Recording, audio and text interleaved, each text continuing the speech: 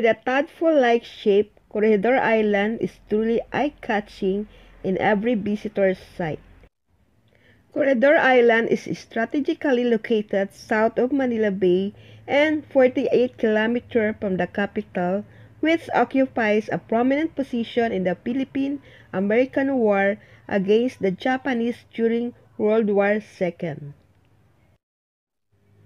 Corregidor is often known as one of the nation's most historic landmarks, still retaining many historic Philippines and famous as a beautiful island with blue ocean.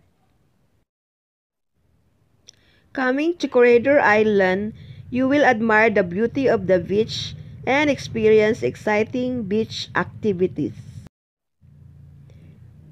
In addition, you can enjoy other exciting activities such as climbing the mountain pass, crossing waterfalls, watching wildflowers horizon, and pedal on the coastal road to feel poetic, pure nature seawater as owned. One thing that you should not miss when you come to this island is to visit the memorial of fallen heroes who have sacrificed independence for the Philippines. Corregidor is a must-to-see, especially for those patriotic and relatives of World War II veterans who served the country and the world during the war. Corregidor gives remarkable experience for everyone who visit this island, especially to the relatives of veterans, students, military group, both Americans and Filipinos, some Europeans, and even Japanese, as this island served the biggest role in the World War II history. Corregidor Island played host to two battles between Japanese and U.S. forces during the war, and each of these left a lasting impact on the lives of Filipinos. Corregidor during the Spanish period was a checkpoint wherein all vessels to Manila must stop in this island to have their documents and papers checked. Also, the island was used as a penitentiary or correctional institution by the Spanish and came to be called El Corregidor. Some pre-infrastructures in the islands are part of the hard work of the prisoners.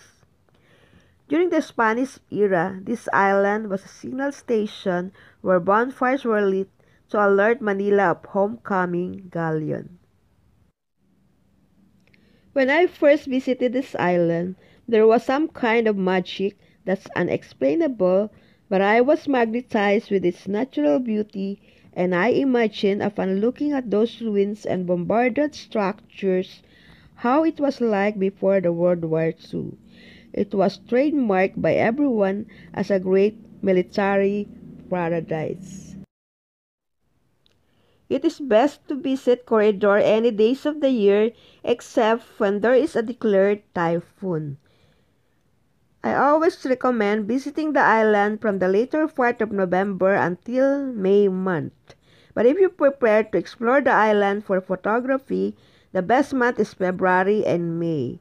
And for adventure sports, it is always best in December and January. Corregidor Island can only be visited by either helicopter, a bangka from Bataan mainland, and a ferry from Manila. The guided day tour in Corregidor starts upon arrival at 9:15 a.m. until 2 p.m. including lunchtime. There are about 8 trams in the island servicing the visitors around the tour, which are a replica of the island's electric train as main transportation during the pre-war years.